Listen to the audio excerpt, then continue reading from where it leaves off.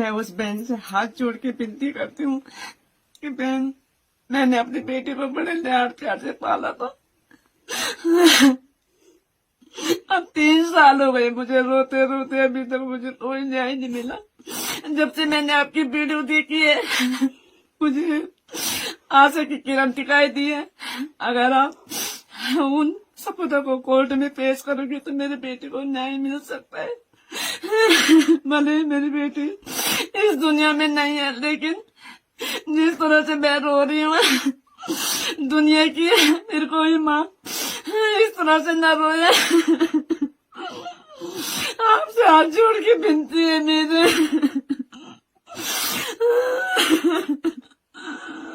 क्या आप ये सारे सबूत कोर्ट में पेश करना। अगर आप चाहते हैं तो मेरी बेटी को न्याय मिले। आज मैं अपनी बेटी को याद करती हूँ तो मेरे साथ हर समय अन्याय हुआ। इन्होंने मेरी बेटी को दिखाया तक नहीं, शायद इसीलिए नहीं दिखाया क्योंकि इसमें बड़े बड़े नेता थे।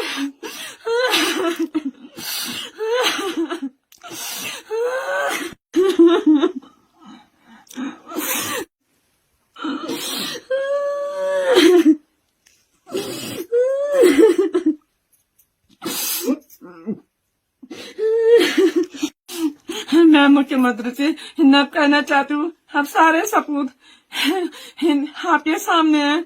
अगर आप चाहे तो मेरी बेटी को न्याय मिल सकता है और हमारी उत्तराखंड की बेटियां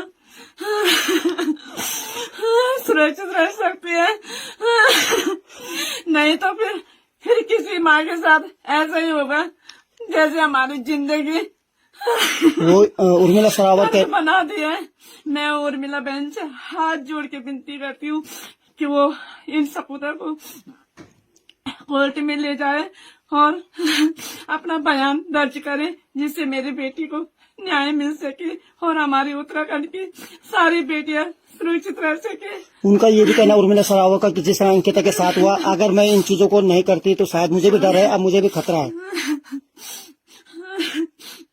मैं ये चाहती हूँ कि उस बहन को सुरक्षा प्रदान की जाए, क्योंकि जिस तरह से मेरी बेटी ने भी कहा था कि मैं तुम्हारी सारी बातें बोल दूंगी, उसी तरह इस बहन के साथ भी कहीं ऐसा न हो कि ये भी मेरी बेटी के जैसे इस बहन को भी खतरा हो। इसलिए मैं चाहती हूँ कि इस बहन को भी सुरक्षा मिले और इस बहन ने मेरी बेटी के लिए इतनी बड़ी बात कही, इसके लिए भी मैं धन्यवाद देती हूँ कि बहन आप कोर्ट में जाके इन सबूतों को पेश करो, जिससे मेरी बेटी को न्याय मिल सके।